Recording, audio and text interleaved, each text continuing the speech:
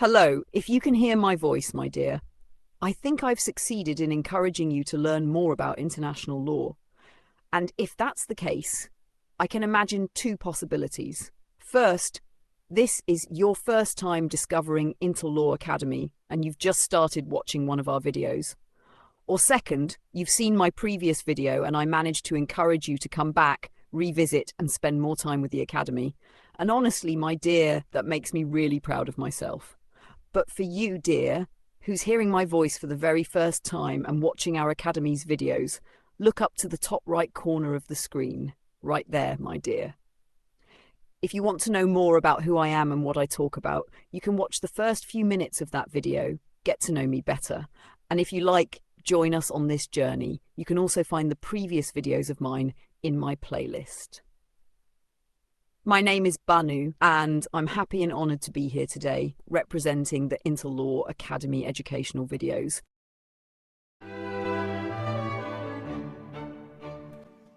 What a beautiful day it is. I've had my tea, the sun is smiling, and my heart is absolutely bursting. Because today, we finally get to talk about my favourite thing in the world, the philosophy of international law.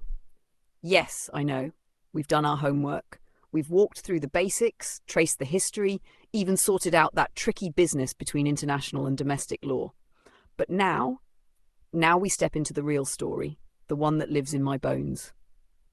The story of how great minds, strange times, and bold dreams shape the way we think about law beyond borders.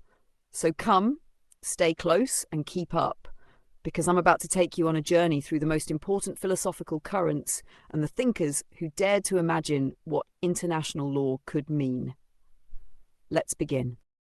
International law, so often seen as treaties, courts, sanctions, is at its core a philosophical question, my dear.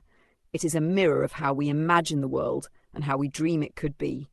So close your eyes, if you like, and imagine a great river. It begins in the fog of the past, winds through empires and revolutions and flows still, uncertain, brilliant, into our shared future.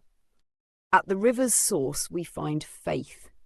In the medieval world, law and God were inseparable. Thomas Aquinas spoke of eternal law, a divine reason that orders the universe. For him, human laws were just only if they echoed the moral architecture of this higher truth. And the Romans, long before him, spoke of the ius gentium, the law of nations, rooted in customs shared among peoples, regardless of tongue or empire. It was not yet our international law, but a whisper of universality. This was the beginning of what would become known as the natural law tradition, a current that believes law emerges from universal moral principles, not merely human decree. Then came two remarkable minds in Spain, Francisco Vitoria and Francisco Suarez. In the wake of conquest and colonization, they looked to natural law to defend the rights of indigenous peoples. Vitoria proclaimed that native communities had sovereignty, that their lands could not be taken by brute theology. Suarez, in turn, refined this natural law, grounding it not in divine command, but in the moral reason of humanity.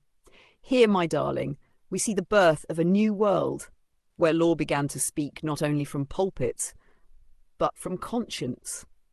This school of Salamanca, as it came to be called, marked a pivotal moment where international law began to take shape as a discipline grounded in both ethics and sovereignty. And then the world changed. The divine retreated and reason took the stage. The early modern era brought a man who would change everything, Hugo Grotius. He wrote De Jure Belli Ars Pacis on the law of war and peace, and he asked the radical question, can there be law even in war? For Grotius, the answer lay in human nature itself. Law was not the whisper of God, but the voice of reason, of mutual respect, even amidst canons and chaos. He is often called the father of international law, and rightly so. He was followed by minds like Cornelius van Benkeshoek, who emphasized state practice over moral universals, marking the slow rise of what would become legal positivism, the belief that law is not what ought to be, but what is enacted by legitimate authority. But as reason blossomed, so did another current, one rooted not in nature, but in will. This was the voluntarist tradition. Samuel von Pufendorf and Richard Zauch argued that international law came from the consent of states. No consent, no obligation, it was a sharp turn. Law became a contract, a handshake, not a universal ethic. Still others, like Hobbes and Bentham, stripped law of its moral veil entirely. Law, they said, was command, backed by power. It need not be good, only effective. It was a view that shook moralists, but that still echoes in realist halls. Amidst these tensions, Christian Wolff and Emma de Vattel sought balance. They imagined a world where states were moral persons, equal in dignity, even if not in strength. Vattel, in particular, helped shape American constitutional thought. The state, in his eyes, had duties as well as rights. Sovereignty was not a license, it was a responsibility. And then came a vision, not of power but of peace. Immanuel Kant, in his dream of perpetual peace, imagined a federation of free republics governed by cosmopolitan law, a law not merely between states but for humankind. His ideas would echo long after him, inspiring later visions of global order and justice, not least that of John Rawls, who reimagined international justice as fairness among peoples, not merely powers. And alongside Kant's idealism came the sombre realism of Michael Walzer, who returned us to the question of war and ethics. His just war theory reconnected Kant's cosmopolitan vision with the hard decisions of battle, asking not just when war is legal, but when it is moral. In the background, Georg Wilhelm Friedrich Hegel cast a long shadow. His view that the state is the actualization of ethical life influenced the neo-Hegelian current, which saw international law as a vehicle for the unfolding of universal reason. Scholars like Mose and Georg Jellinek picked up these threads. Jellinek, in particular, advanced the idea of the self-limitation of the sovereign, a conceptual cornerstone of legal theory even today. The 19th century then arrived, wrapped in flags and empires. Sovereignty was king and legal positivism reigned. Law, many believed, was simply what states said it was. Nothing more. Heinrich Triepel and Dionisio Anzilotti, great dualists, built walls between international law and domestic law. One realm could not command the other. The brilliant Rudolf von Jhering added that law's purpose is not mere logic, but the protection of interests, anchoring international law in struggle and utility, a sociology of law rather than a metaphysics. And towering among them stood Hans Kelsen. Kelsen, the great architect of the pure theory, he stripped law to its logical bones, a system of norms grounded in a fundamental presupposition, the Grundnorm. For Kelsen, law must be free from politics and morality. It must be pure, precise, a legal pyramid stretching from constitution to custom to command, and he dared to place international law at the top of this pyramid, a bold crystalline vision. And in the midst of these debates stood Hart, who sought to reconcile the insights of positivism with a more nuanced view of law as a system of rules, rules not just commanded but accepted, internalized, lived. But not all agreed. Ronald Dworkin, the moral philosopher of law, took issue with this purity. Law, he argued, is not a structure of commands, but a practice of principle. Even in international law, morality cannot be banished. Law lives through interpretation, and interpretation demands value. Santi Romano whispered of plural orders, not one law but many. States, churches, communities, all generating normativity. He opened the door to the complex legal mosaics we now inhabit. And then the world broke. War tore through cities and souls. Millions died. Faith in law and order faltered. A new voice rose. Realism. Carr, Hans Morgenthau, they scoffed at moral talk. Power ruled, not law. Law was a mask for interest, not a check upon it, but others resisted. Roscoe Pound and Myres McDougal of the New Haven School said law must be policy, must be decision, must be dignity. Legal realism, sociological jurisprudence, these were the cries of those who had seen too much abstraction and too little justice. And still, others held the torch.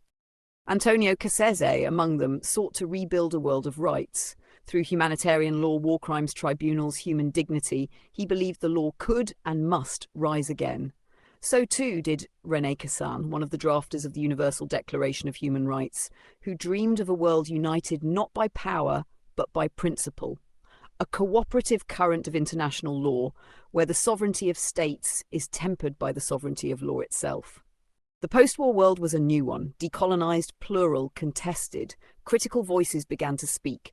The critical legal studies movement, led in international law by Martti Koskaniemi, challenged the very structure of legal language. Law, he argued, was indeterminate, often complicit in power.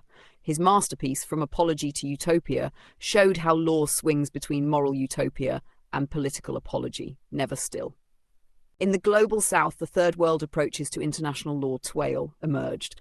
Makau Mutua, B.S. Chimney, Anthony Angie, they said international law was born in empire and still serves empire. It must be decolonized, reimagined, not just as order, but as justice. Feminist legal theorists too rose. Hilary Charlesworth, Christine Chinkin, Karen Knopp. They asked where women were in this law of men. They questioned how law protects some, silences others. Their work reshaped how we read treaties, how we define harm, how we imagine equality. And from philosophy's deepest corners came postmodern and deconstructive critiques. Jacques Derrida, haunting like a poet, taught us to read beneath the words, to see how law constructs meaning, hides its politics, not to destroy law, but to reveal its fragility and its possibilities. And in the quiet corners of theory, thinkers like Charles S. Peirce, John Searle and Duguid reflected on the philosophy of legal meaning, institutions, and the grounding of authority in function rather than form. Léon Duguid, in particular, championed the idea that sovereignty lies not in will, but in social solidarity. Law arises from necessity, not fiat. As law fractured and multiplied, Stephen Toulmin reminded us that reasoning itself must be flexible. In a fragmented world of overlapping norms, his contextual legal reasoning became a guide, not fixed doctrine, but adaptable understanding. In more recent thought, David Lefkowitz offered an analytical clarity, a normative lens through which the architecture of international law can be judged and justified, not just observed. He asks, what should international law be if it is to be legitimate? And Alan Buchanan, deep in his study of institutions, challenges us to ask, where does legitimacy come from? Who grants it? Who believes it? He reveals how international law depends not only on rules, but on shared beliefs in rightful authority. Now we arrive in our own time, a time of networks, of climate peril, of digital borders, and yet the law still evolves. Global constitutionalism asks, can we imagine international law as public law, not just between states, but for people? Anne Peters and Matthias Kumm say yes, grounded in dignity, in shared values, in rule of law. Global administrative law watches the rise of agencies, regulators, informal rulemaking. Nico Krish, Benedict Kingsbury, they map this new terrain where law whispers not in courts but in guidelines, standards, metrics. Harold Coe speaks of transnational legal process where law lives in interaction. States interpret, adapt, absorb norms. Law, he says, is not fixed. It travels, it changes, it becomes. Soft law, declarations, resolutions may lack teeth, but not influence. They shape conduct. They teach expectation. They are the grammar of global order. And we live now in fragmentation. Human rights law, trade law, environmental law, often clashing, often overlapping.